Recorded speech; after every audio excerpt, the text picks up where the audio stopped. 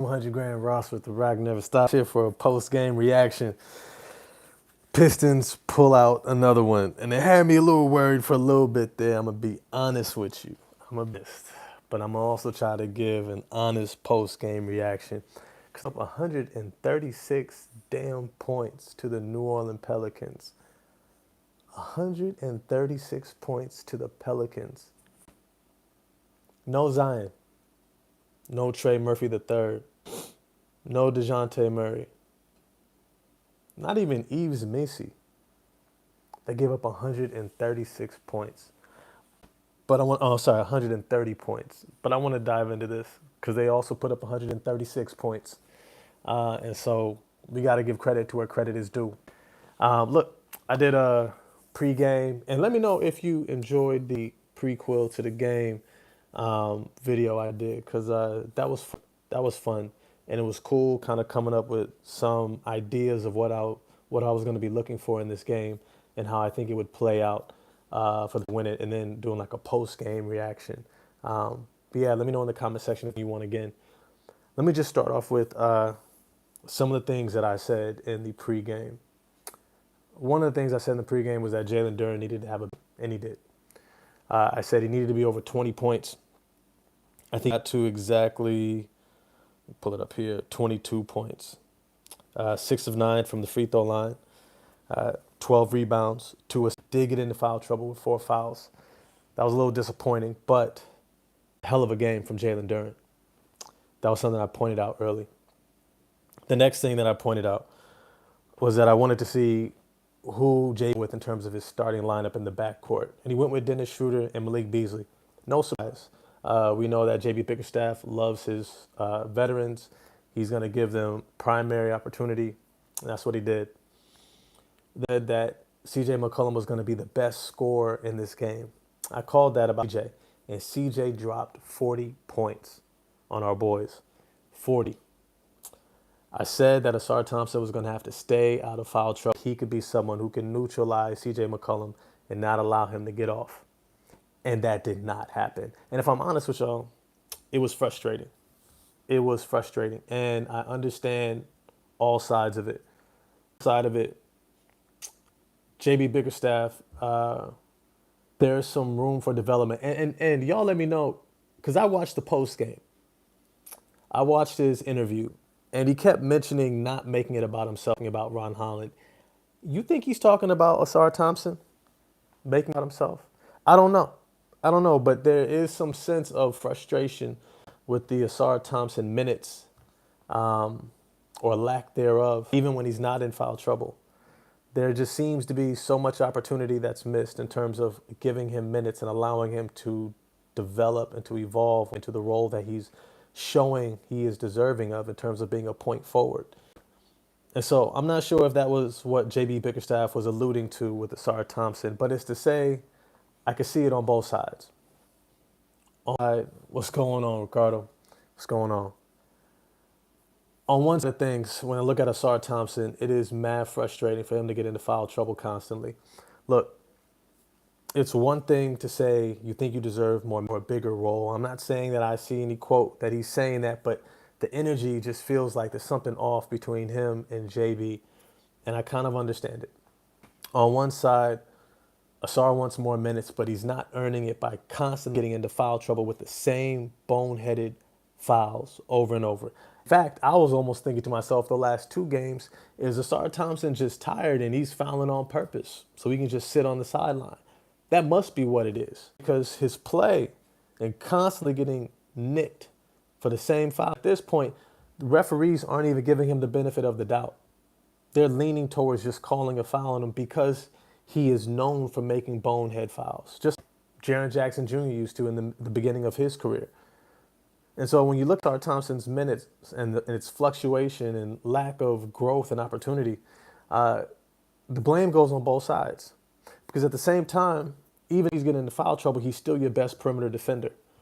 Asar Thompson is so elite as a perimeter defender. Even if he's making bad plays or getting into foul trouble, you still need him. This team needs him. So when you're J.B. Bickerstaff, you have to find a way to almost, until he shows the maturity, to somewhat protect him from himself. What's going on, Jay Mills? I'm just doing a little post game reaction.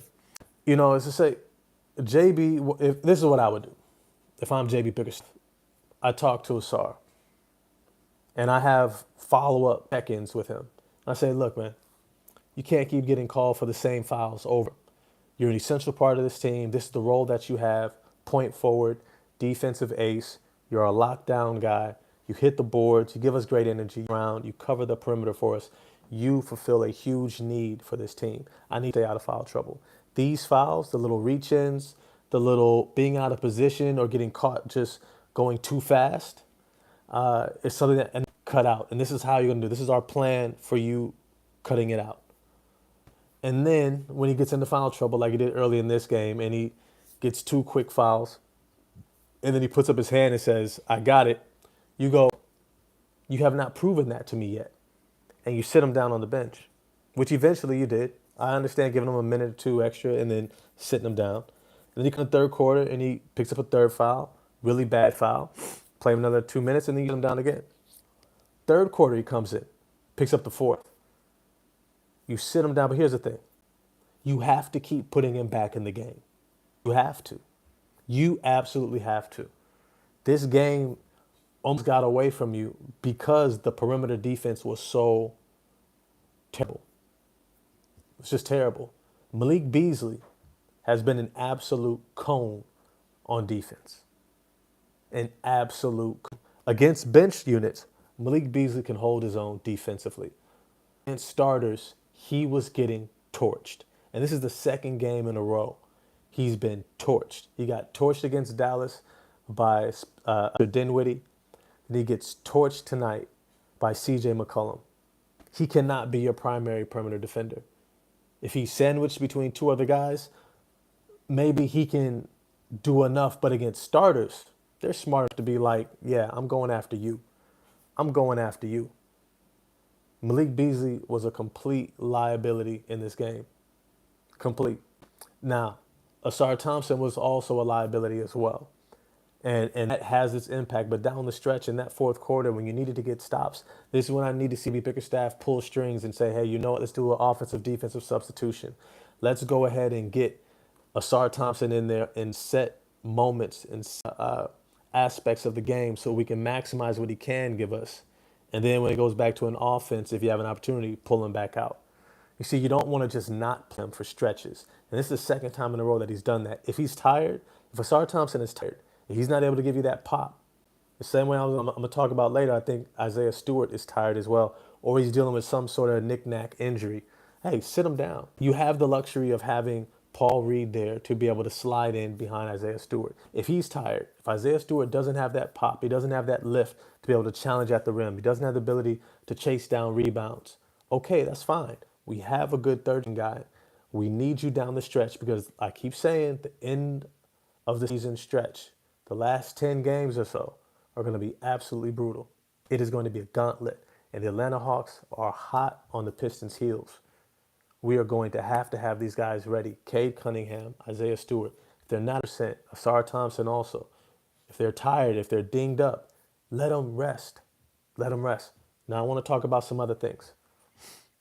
The other part of this that I wanted to mention was the bench. Now, actually, before I get to the bench, I want to finish up with the starters. Tobias Harris, solid as hell as always. 14 points, 3 rebounds, 4 assists, and a steal. Missed his threes, but hit everything else pretty much. Wish he could have grabbed some more boards, but he was solid enough. Malik Beasley, 4 of 6 from 3. Missed all the rest of the twos. Shot 36% from the field overall. Was a cone on defense, but hey, you still had a +3, plus minus. He did solid enough. Avery Whiteside, Ron Holland, it might be crazy take. See Ron taking spot. I'm going to get into that before I get to the bench mob. Dennis Schroeder was solid as hell. Didn't go in but hit a clutch 3 and a whole bunch of clutch free throws. He was sure hand throughout this game. Only had 1 turnover to his 5 assists. 5-to-1 turnover ratio is everything you can ask for your lead back come in and give you when substituting for the starter. And now let's get to the bench mob. Fontecchio had a solid game, hit a couple threes. Isaiah Stewart had a solid game, even though he looked like he was a little bit slower than what we're used to in terms of being in the right position and making those rotations, but still did solid. Lindy Waters, Lindy Waters, completely. He was someone that I thought should have gotten way more playing time. Way more playing time.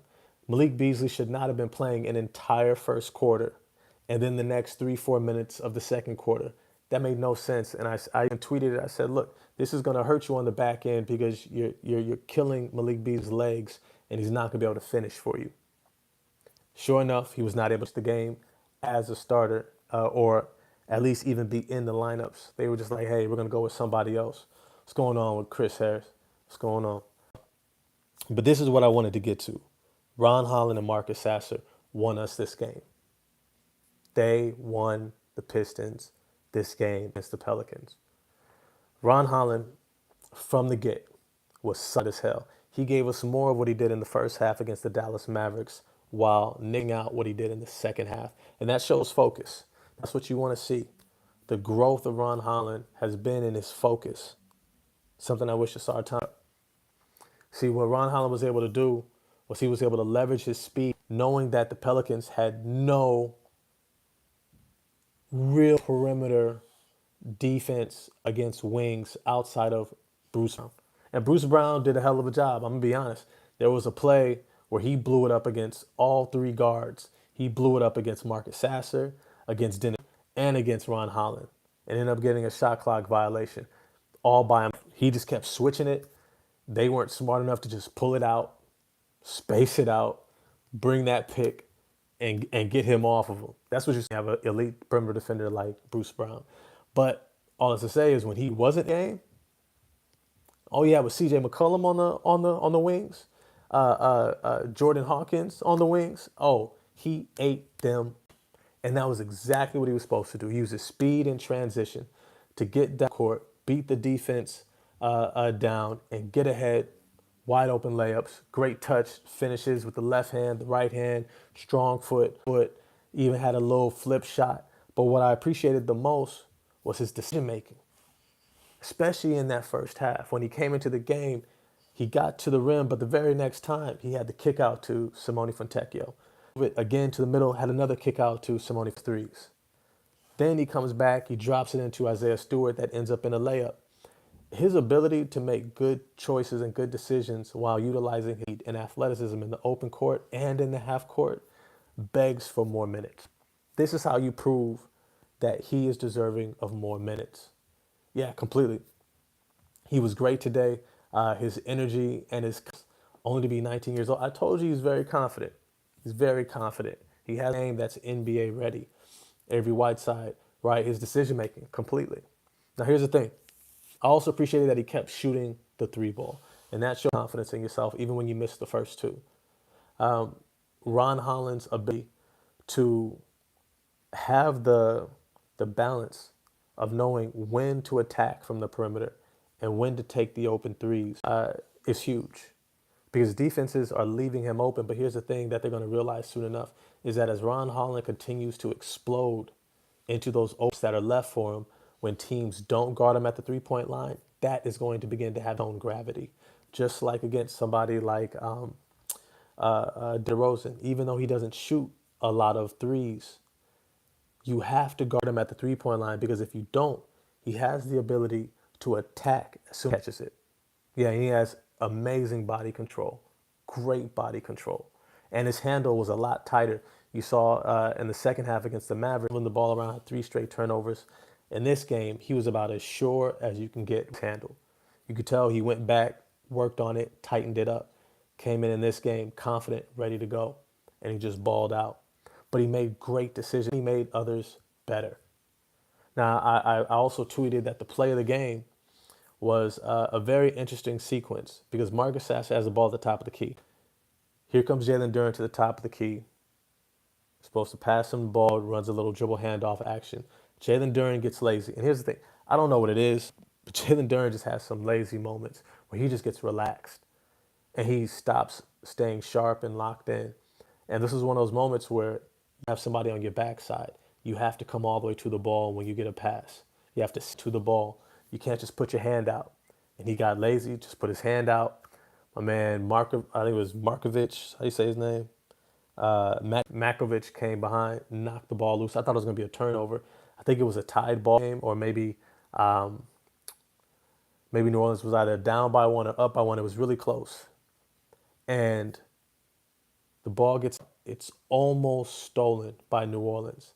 And then Simone Fontecchio chases the ball down, is able to wrestle control of it, dribbles to the corner, passes it to Ron Holland, and Ron Holland immediately explodes to the rim, dribbles right to the basket, and scores it off the glass. Great touch, foul on Makovic, and one, gets to the free throw line, knocks down the free throw. The reason why this was so huge because it was a moment. This was right after the New Orleans Pelicans have just come roaring back in the second half to be able to take the lead. Detroit was kind of hanging in the balance, trying to regain control of this game, and that was a play that gave us control of the game. That was a huge play. Now, Ron Holland could have done it and shoot. The shot clock only had maybe like 2 seconds left on it. Could have just caught it and shot it. Instead, he has exploded to the rim, finished at the rim, and got the and one free throw, and the rest is history. These decisions are making Ron Holland harder and harder to not play major minutes. He played 35 minutes in this game, almost 36 minutes, 44 seconds, was a +2, had 4 fouls. Kudos to Ron Holland for being able to know when to reel himself back in, not take risks, and get himself fouled out of the game. Now, I think this was a game that JB would have let him get all the way to 6 because he was just that effective. At the same time, he was smart enough to navigate that. He used his basketball IQ to be able to do that. But then on the other side of it, shout out to JB Bickerstaff for trusting him and just rolling with it. Something that I wish he would do more with Asar Thompson, because there's times when Asar Thompson is not in foul trouble.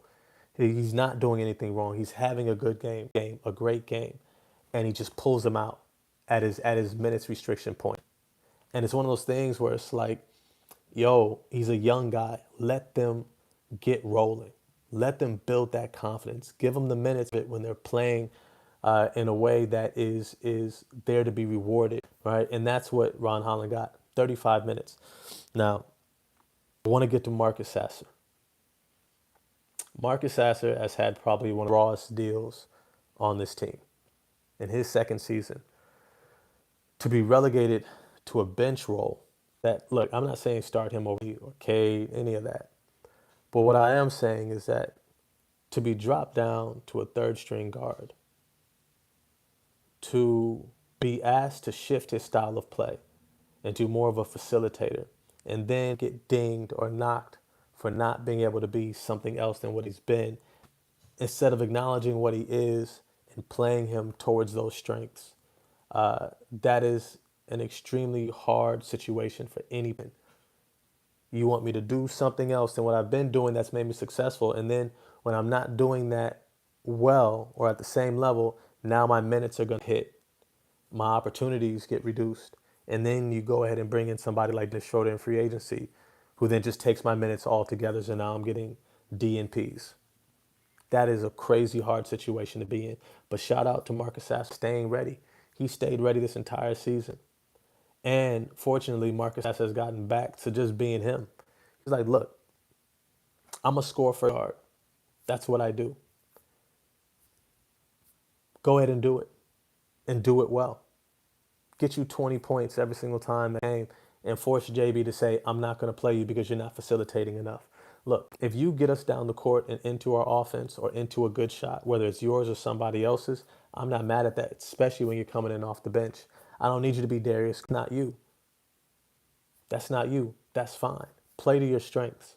It's not like this team has a world of shooting and scoring off the bench anyhow. Yeah, we got Beasley. Yeah, we got Fontecchio. When Fontecchio has it going. But Marcus Sasser's a huge part of that bench mob as well. It was something I was even considering. Hey, you want to start Marcus Sasser and Lindy Waters and maintain the Schroeder-Beasley bench unit, which I wouldn't have been mad at either. But I thought Lindy Waters and should have came in off the bench together and limited Malik Beasley's early in that first half. I think he overplayed Beasley. All to say is shout out to Marcus Sasser. He was the guy that got us the baskets when we needed the baskets. And that is not an easy task. It's one thing to have it rolling and you're in your flow and you got that momentum going. It's another thing for the team to be like, we need a bucket right now. Go get us a bucket. Doug, to me, Marcus will have a long career if he gets the opportunity as an energy level 2 guard. I'm not even gonna say 2 guard. He is a point guard. He's just a score first point guard. You look at guys like Campaign. You look at other bench guys like let me think of somebody else that comes in off the bench and they just score. They initiate your offense. They can get you that first pass, but they're buckets. Jordan Clarkson, another guy, comes in off the bench, just gets you buckets. Peyton Pritchard right now just gets you buckets. Makes good decisions, right? If there's an assist there to be had. All right. But nobody's asking these guys to be setup guys. Nobody's asking these guys to get 4 or 5 assists off the bench. If they can get a bucket, let them get a bucket. Facilitating getting the team in the offense, that's for the starters. For the starters. When you come in, you play your role and get into the flow. And I think for Marcus Sasser, is to be a scorer. I do think he's also going to have a long career. And I think he's going to be a backup point guard. His handle is strong enough. He can defend opposing point guards. He had great defensive energy. I think he's going to have a long career in that role. Avery Whiteside, do you see the difference when the young guns have the ball in their hand? They go, yep. The vets can get us a bucket, settle us down, but let them run. Facts. Every single time. I want Ron Holland running. I want Waters running. I want these young guys running the court. Run. Asar Thompson should be flying up and down the court every single time. Yo, push that pace. And especially, I didn't even get to see the pullbacks game, but that pullback is nasty. It's nasty. When he gets you leaning and he just whoop and pulls it back, and he hits that thing every single time. Even when he misses, it's in and out or it's back iron. It just looks good every single time Marcus Sasser shoots the ball. I can't think of a single time Marcus Sasser shot the ball and I was like, oh, I don't know. Every time it looked good. One of the most efficient stat lines on the day. 6 of 9 from the field, 66.7%. Then 3 of 4 from the free throw line. 3 or 4 from the 3-point line and 5 of 5 from the free throw line. Yo, forget about the assists. He had 2 assists. All right, cool. No turnovers. Great job. Get into your bag. Go score. Tobias is a beast down low. Yeah, he needs to step off the wild threes he takes. He's under 33% for the season. I like him yeah, facts. That's a great point. I think Tobias Harris is one of those players who is also someone who can score when you need him to, especially when you have a mismatch. If a team does not have, and I've said this before, if a team does not have a forward who's 6'8", 6'9", who's also strong and a veteran, they're not going to be able to do anything with Tobias Harris. Tobias Harris's ability at 6'9", 7'2" wingspan with the ability to back you down with a strong handle, physical body, is able to get separation and right to his spots. This is what it means to be a veteran, is that you know your spots. You even saw a little baseline turnaround when he had CJ on him. Like, he knows if he's got a small guy, exactly what he's going to do. If he's got a bigger guy on him, he knows exactly what he's going to do, taking Jeremiah Robinson-Earl off the dribble. All right? But I do want to say this also about Jalen Duren. This is what I was frustrated with about Jalen Duren. The second half, he gets lost. He gets lost out there. The team completely, I want to say at 17 points in the first half? Ended the game with 22. How does that happen? How does that happen? It's like the team forgets what was working for them and then starts doing other stuff. You've got to figure out a way to keep Jalen Duren engaged offensively. You have to. Because when he's playing great on offense, a lot of pressure on opposing bigs. He gets to the free throw line, gets them in foul, and the next thing you know, the middle of the court opens up for guards to get to the. But here's the thing. This was a game that Jalen Duren should have easily had close to points. Now, I know he missed a few free throws. He missed 3 free throws. Would have got him 25. But he lacked shot attempts. And looked at this game, I saw 48 seconds left to go in the game was the first time Jalen Duren got a post-entry pass. I mean, on the block, sealing, asking for the ball, and getting it. Here's the thing. One side of it, Jalen Duren has to set that up for himself more. He's got to run down the court, get himself into a mismatch situation, seal his man, and get it easy. And then if he doesn't get it, pop up to set the screen, dribble handoff, etc. On the other side of it, it's a coaching decision. And you have to be able to look at your roster, what's on the court, and who has it rolling and say, how do I get involved? How do I make sure that this guy keeps rolling so that we can continue to build on this lead? And he got lost. I hardly saw any pick and roll drop offs in that second half. There was maybe 2 or 3. I didn't see any lobs for Jalen Duren. I know Schroeder can throw lobs. All right, so there were some missed opportunities. And this is what I love about coaches like Tyronn Lue. He's like my favorite coach out there who's coaching right now. He knows is second to none. He puts guys in position.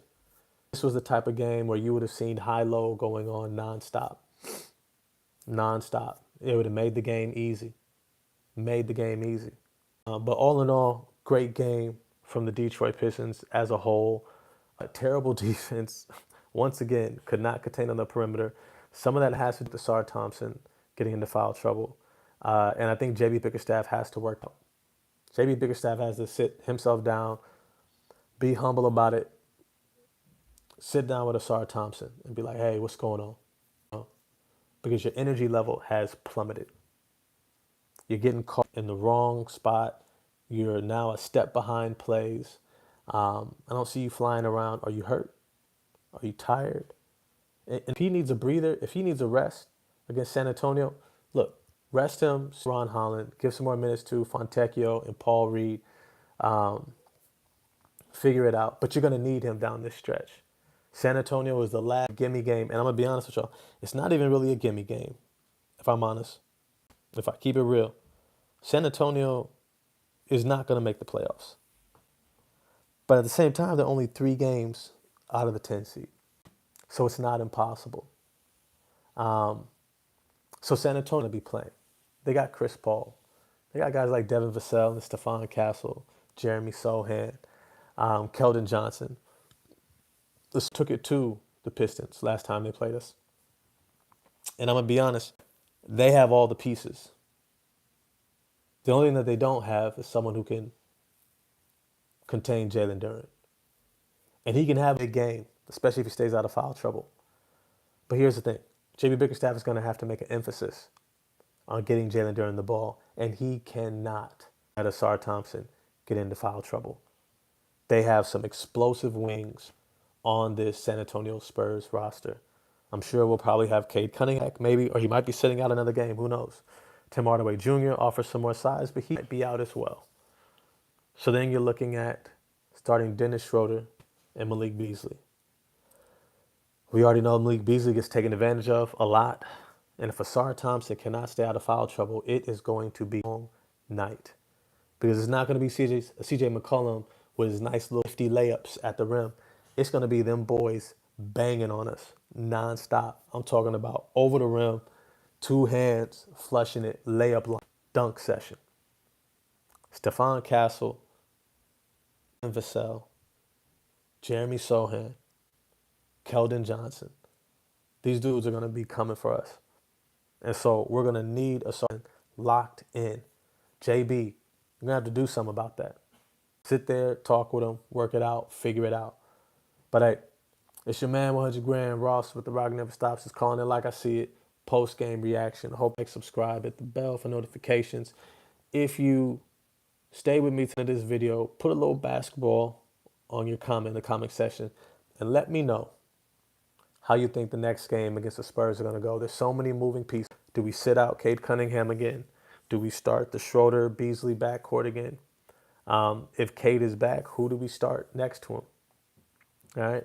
Do you think Jalen Duren has as big of a game? How do you think it's all going to go? Let me know in the comment section, and I'm going to get at y'all next time. Peace.